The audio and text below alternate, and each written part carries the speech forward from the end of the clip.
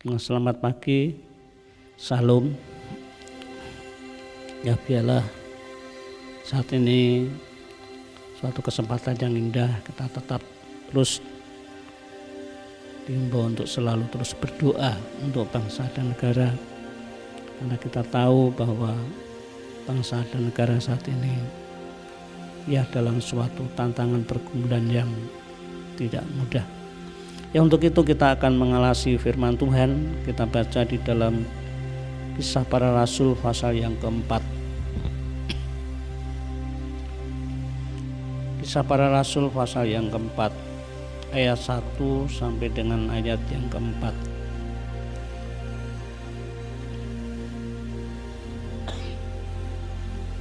Kisah Para Rasul pasal keempat ayat 1 sampai dengan ayat yang keempat.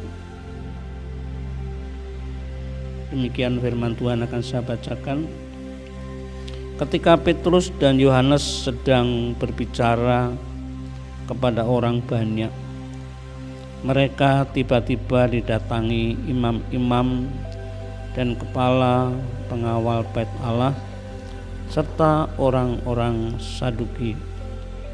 Orang-orang itu sangat marah karena mereka mengajar orang banyak dan memberitakan bahwa dalam Tuhan Yesus ada kebangkitan dari antara orang mati. Mereka ditangkap dan diserahkan ke dalam tahanan sampai keesokan harinya, karena hari telah malam. Tetapi di antara orang yang mendengar ajaran itu banyak yang menjadi percaya, sehingga jumlah mereka menjadi kira-kira 5.000 orang laki-laki. Ya, sampai di sini. Ya, di dalam firman Tuhan ini kita mengenal Petrus dan Yohanes. Mereka adalah orang-orang yang senantiasa bersama-sama dengan Tuhan Yesus di dalam pelayanan. Ya, ketika Tuhan Yesus disalibkan dan bangkit dan naik ke surga, ya, para rasul ini dibaptis, dipenuhi dengan Roh Kudus, sehingga Petrus dan para rasul ini, betul ya, Yohanes ini dipakai Tuhan luar biasa. Ya. Ketika ya di dalam Kisah Rasul pasal 3, ketika Petrus dan Yohanes ke bait Allah, di situ ada orang lumpuh sejak lahir. Ya, di situ Petrus dan Yohanes dipakai luar biasa. Oleh karena nama Tuhan Yesus Kristus, orang lumpuh itu bisa berdiri, ya, sembuh. Ya, jadi dipakai Tuhan luar biasa, punya kuasa yang begitu besar. Kalau kita boleh mengingat bagaimana dulu sebelumnya, bagaimana ketika belum dipenuhi Roh Kudus, para rasul itu sangat takut. Ya, namun di sini ya kita boleh melihat ketika sudah dipenuhi Roh Kudus, punya kuasa yang begitu luar biasa, punya kuasa yang spektakuler, ya. Nah, Bapak-bapak dan saudara yang kasih Tuhan, ya, Yohanes, Petrus dan Yohanes ini, ya, setelah dipenuhi Roh Kudus, ya, mereka ini hidup, yaitu ada di tengah-tengah, ya, para pemimpin agama yang menolak Tuhan Yesus. sebagai Mesias.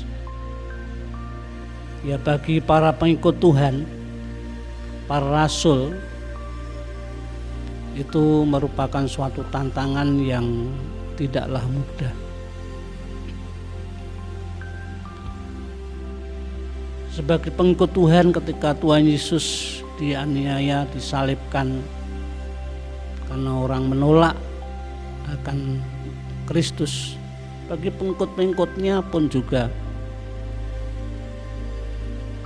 tidak ketinggalan juga, ya istilahnya menghadapi juga tantangan. Namun Tuhan ingin ketika dipenuhi Roh Kudus, Tuhan ingin agar para rasul ini menjadi saksinya Tuhan. Ya, ketika Petrus Yohanes dipakai Tuhan menyembuhkan orang yang sakit lumpuh, begitu banyak orang yang begitu heran dan mengerumuni Petrus dan Yohanes di Serambi Salomo. Petrus dan Yohanes ini menjadi pusat perhatian bagi orang banyak dengan peristiwa orang lumpuh yang sudah disembuhkan. Menjadi pusat perhatian.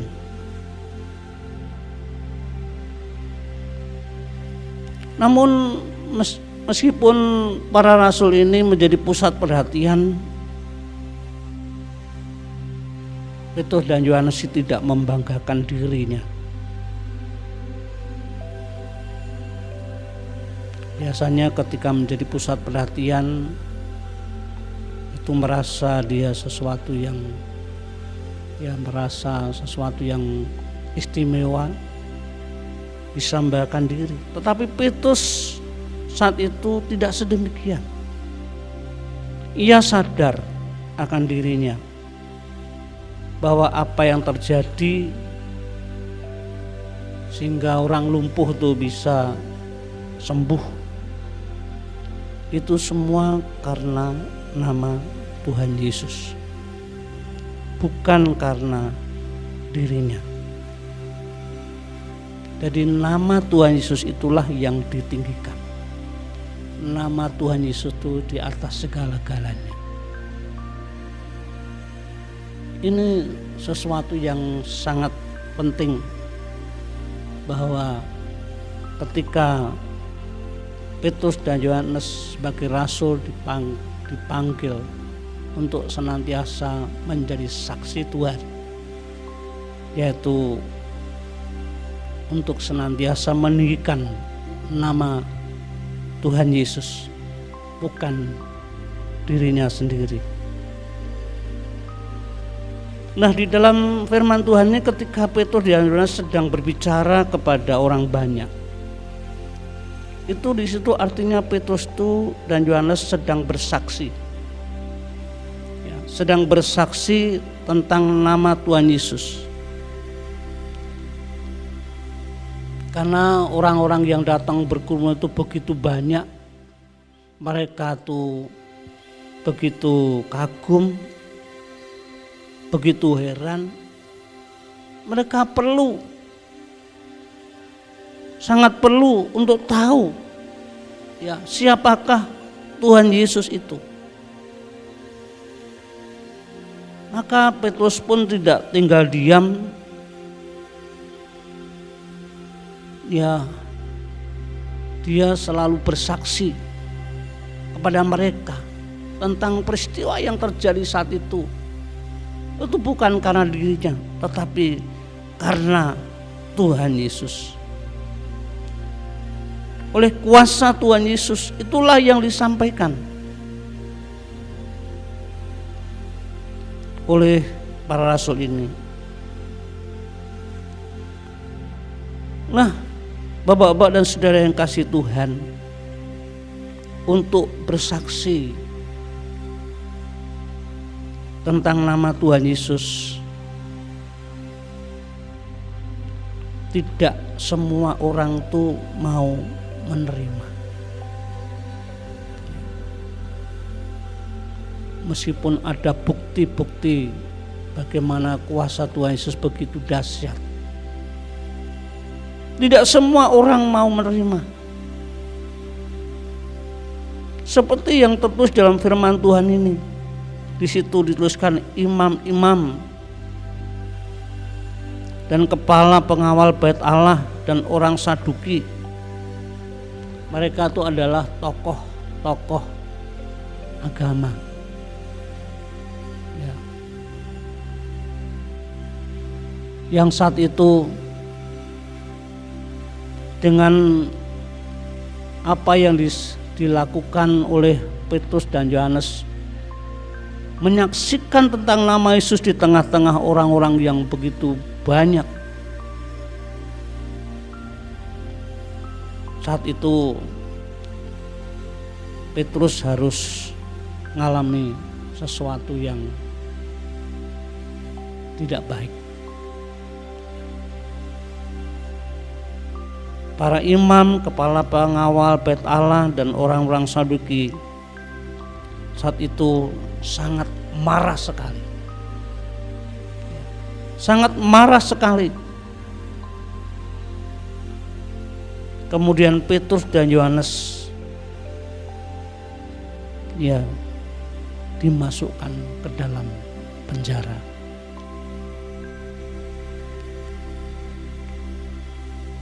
Kalau kita boleh mengingat sampai saat ini, memang hamba-hamba Tuhan, kita orang percaya terus patut terus bersaksi tentang nama Tuhan. Namun untuk bersaksi tentang nama Tuhan Yesus sampai sekarang ini selalu ada penentang-penentang. Ya, dari dulu sampai sekarang nama Yesus banyak orang yang menentang. Dan kita percaya bagaimana orang-orang menentang itu adalah suatu pekerjaan daripada kuasa kegelapan. Iblis sejak dulu dia tidak menghendaki orang itu diselamatkan oleh nama Tuhan Yesus. Selalu ada penghalang, memakai orang-orang untuk menghalang-halangi berita Injil diberitakan kepada siapapun. Sampai sekarang ini, bahkan juga di negeri kita ini. Bagi kita sebagai orang percaya, bagi para rasul, sebagai pengikut Tuhan, ini merupakan salib yang harus dipikul oleh para rasul atau orang-orang percaya kepada Tuhan Yesus. Merupakan suatu salib yang tidaklah ringan, yang harus kita hadapi tiap waktu, tiap saat. Karena memang iblis berusaha untuk menghalang-halangi dengan cara apapun juga.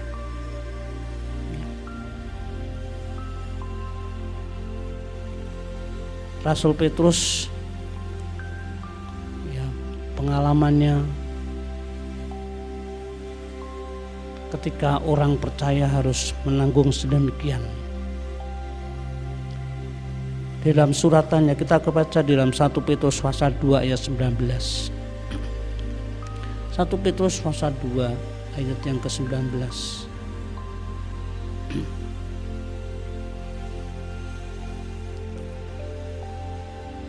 Demikian firman Tuhan, 1 Petrus pasal 2 ayat 19. Sebab adalah kasih karunia jika seorang karena sadar akan kehendak Allah menanggung penderitaan yang tidak harus ia tanggung.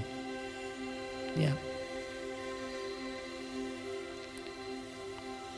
Jadi bagi orang percaya ketika bersaksi tentang nama Tuhan Yesus,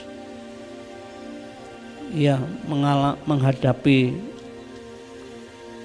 tantangan merupakan salib yang harus kita pikul. Ya, bagi Petrus dalam suratannya itu merupakan suatu kasih karunia Allah yang sangat besar. Bukan karena kita melakukan sesuatu kejahatan, tetapi karena melakukan sesuatu untuk memberitakan akan nama Tuhan. Ini merupakan kasih karunia Allah, seperti yang dialami para rasul ini. Bagaimana ketika bersaksi ada penentang, yaitu para imam-imam, orang-orang besar, tokoh-tokoh agama saat itu marah, dan Petrus saat itu harus dimasukkan ke dalam tahanan, dalam penjara. Ini merupakan suatu penderitaan yang harus dialami ketika bersaksi tentang nama Tuhan.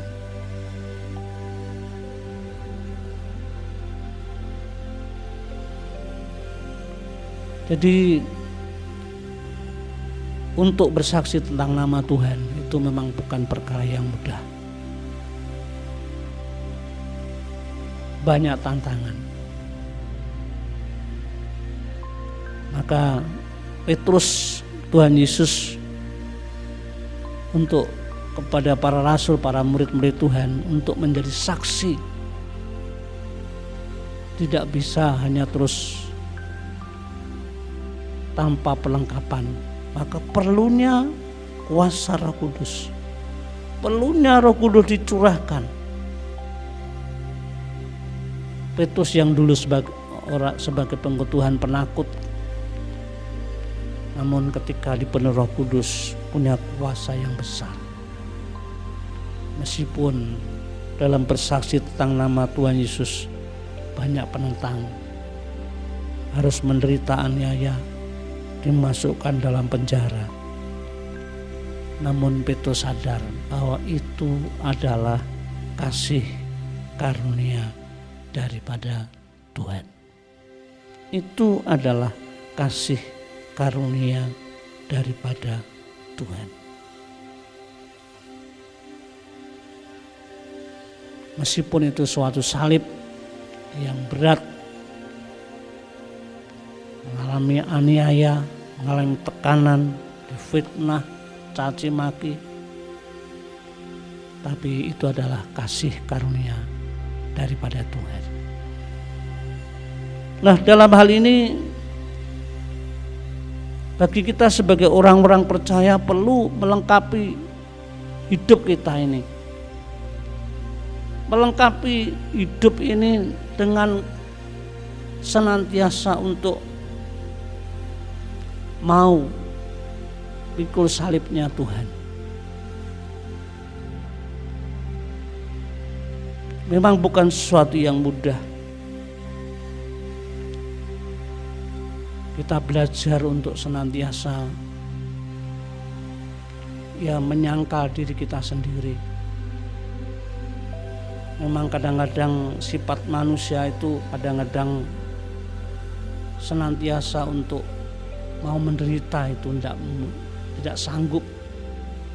Tapi bagi orang percaya, setiap orang percaya itu harus juga ikut ambil bagian di dalam penderitaan Kristus. Untuk mau ikut salibnya Tuhan. Karena itu sesuatu yang berkenan kepada Tuhan. Memang ketika bersaksi tentang Kristus, menanggung banyak aniaya, tapi kita harus percaya bahwa apa yang kita lakukan di dalam Tuhan tidak sia-sia.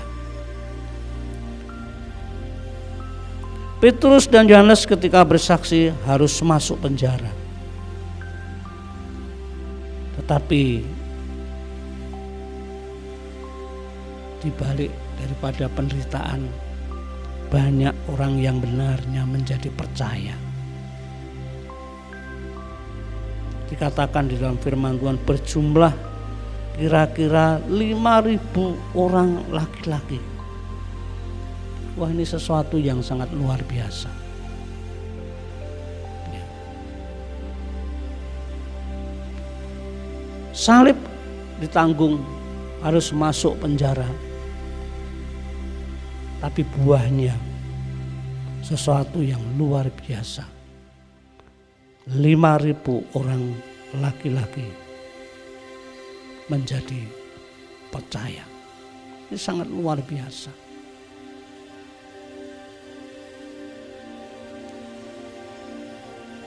Bagi kita sebagai orang percaya dipanggil untuk menjadi saksi-saksi dalam kondisi apapun. Seperti yang saat-saat ini kita boleh alami. Di tengah-tengah bangsa kita yang saat ini banyak tantangan-tantangan.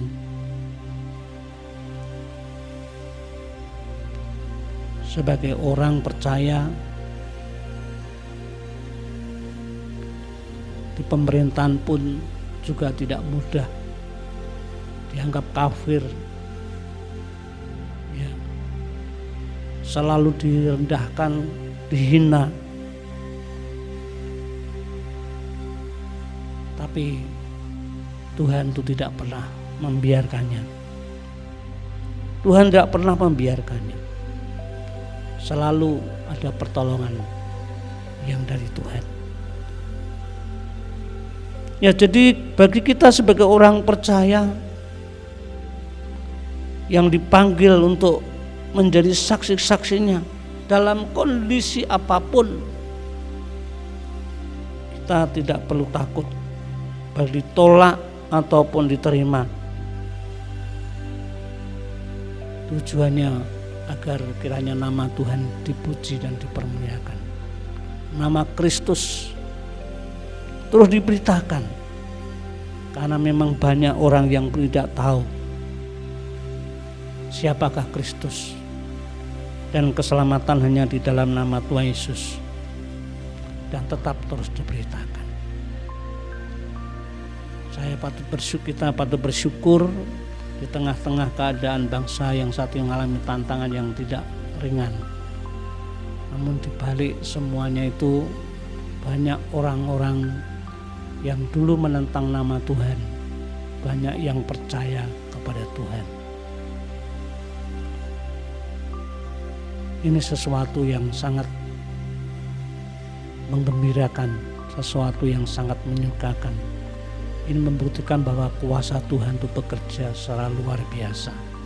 Melihat orang-orang diubahkan hatinya, yang dulu menjadi penentang nama Tuhan Yesus diubahkan menjadi pengikut Tuhan. Di tengah-tengah keadaan krisis, di tengah-tengah keadaan yang penuh dengan tantangan dan pergumulan, kuasa Tuhan bekerja begitu luar biasa. Nah, untuk itu Bapak-bapak dan saudara yang kasih Tuhan, kita ini terus selalu berdoa untuk terus dipenuhi dengan Roh Kudus, sehingga dalam mensikapi kehidupan kita sebagai orang percaya, sebagai pengikut Tuhan, ya tidak mudah lemah. Kita tahu bahwa Tuhan Yesus ada bersama-sama dengan kita. Kuat kuasanya tidak pernah berubah dari dulu, sekarang, dan selama-lamanya. Untuk itu situasi keadaan saat ini, kondisi yang benar-benar merupakan suatu tantangan, tapi kita yakin bahwa kita ada Tuhan yang tidak pernah membiarkan kita. Maka kita terus selalu berdoa kepada Tuhan. Kita yakin Roh Tuhan bekerja untuk bangsa dan negara ini. Dan pasti meskipun situasi keadaan memang sesuatu yang berat, tapi di balik semuanya itu ada kuasa Tuhan yang bekerja di tengah-tengah bangsa dan negara. Memang setan saat ini bekerja secara luar biasa, seolah-olah sesuatu yang membuat keadaan menjadi kacau. Tetapi kita tahu bahwa Tuhan tidak pernah tinggal diam, kuasanya sangat nyata. Dan pasti nanti bangsa kita akan mengalami bagaimana lawatan Tuhan yang begitu luar biasa. Begitu pentingnya bagi kita untuk terus dipenuhi dengan Roh Kudus, untuk terus mengenal siapakah Kristus melalui firman Tuhan, supaya kita dipakai Tuhan menjadi saksi-saksinya. Di tengah-tengah pergumulan, kita terus ingin rindu Tuhan nyatakan kuasanya.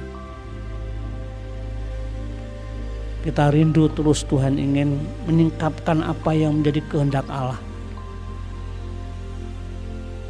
Seperti ketika kita dalam menyampaikan firman Tuhan, ya, seminggu 2 kali, untuk kita tahu akan maksud daripada Tuhan kadang-kadang merupakan suatu pergumulan yang tidak mudah. Kita datang kepada Tuhan, Tuhan, apa yang menjadi kehendak-Mu?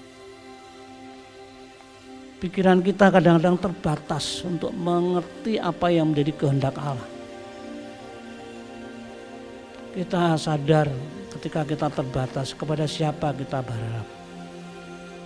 Dan kita tahu Roh Kudus yang sudah dicurahkan itulah yang menjadi harapan kita untuk selalu memimpin kita, untuk mengerti apa yang menjadi kehendak daripada Tuhan.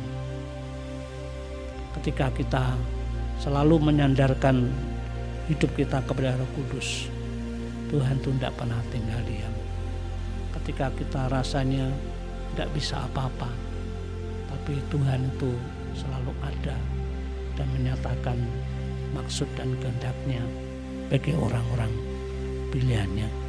Dan untuk itu ini sesuatu yang luar biasa, ya, bagi Petrus dan Yohanes ketika dulu tidak ada apa-apanya, lemah, takut, tapi ketika dipenuhi dengan Roh Kudus, punya kuasa yang besar, berani menyampaikan siapakah Tuhan Yesus. Itu kalau bukan Roh Kudus yang mengerjakan, tidak mungkin. Dan untuk itu biar kita terus di dalam doa-doa kita terus selalu memohon pimpinan Tuhan, kuasanya Tuhan, sehingga Allah nyatakan kuasanya. Kita sadar tidak ada bedanya dengan para rasul yang dulu tidak ada apa-apanya, namun Tuhan buat menjadi sesuatu yang luar biasa. Untuk itu kita pun juga senantiasa sadar di hadapan Tuhan, kita tidak ada apa-apanya. Biar kiranya kuasa Allah yang menyatakan, sehingga apa yang ketika kita bersama-sama dengan Tuhan, apapun yang terjadi, Tuhan itu tidak pernah mengecewakan bagi orang-orang pilihannya yang terus selalu bersandar kepada Tuhan. Ya, penderitaan boleh dialami, tapi di balik semuanya ada sesuatu yang luar biasa. Orang-orang dilawat oleh Tuhan, orang-orang dibukakan mata hatinya, sehingga banyak orang yang percaya kepada Tuhan. Tantangan terjadi, tapi buah-buah pelayanan Petrus dan Yohanes ternyata tidak sia-sia. banyak orang yang diubahkan menjadi jumlah yang besar, kira-kira 5.000 orang laki-laki, belum perempuan, sehingga itu sesuatu ya kuasa Tuhan yang nyata bekerja pada saat itu. Nah untuk itu Bapak dan Saudara yang kasih Tuhan, untuk itu biar melalui firman Tuhan ini kita terus senantiasa mengandalkan Tuhan, sebab kita percaya hanya oleh kuasa Tuhan Yesus saja yang sanggup menyatakan kuasanya dalam situasi keadaan bangsa kita yang saat ini merupakan suatu pergumulan yang tidak ringan. Dan untuk itu inilah firman Tuhan yang singkat kiranya Tuhan memberkati